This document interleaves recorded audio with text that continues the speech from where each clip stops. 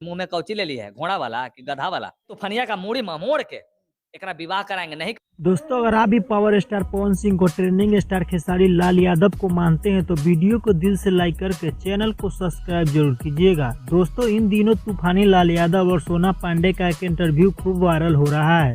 सोना पांडे ने तूफानी लाल यादव पर गलत करने का आरोप लगा रहे हैं। साथ ही सोना पांडे ने बताया कि तूफानी लाल यादव और मेरा बहुत ज्यादा गहरा रिश्ता है। इसको लेकर तूफानी लाल यादव ने साफ तौर पर इनकार कर दिया है। दोस्तों, साथ ही सोना पांडे एक मॉडल हीरोइन है। सोना पांडे का तूफानी लाल यादव के साथ खूब गाना वायरल हुआ था। सोना पांडे ने बताया था कि भोजपुरी इंडस्ट्री मर्दों का इंडस्ट्री है, यहाँ पर लड़कियों से काम करवाने के लिए 2-3 महीने बेड पर सोना होता है। साथ ही सोना पांडे ने बताया कि भोजपुरी के पावर स्टार पवन सिंह और खेसारी लाल यादव का एक दूसरे के साथ चक्कर चलता है। दोस्तों, क्या सोना पांडे ने सही कहा है? कमेंट में जरूर बताइएगा। कीमत पे मर के जी के जिंदा लाश बन के नहीं पता मुझे, लेकिन वो सही सलामत मेरे सामने होना चाहिए।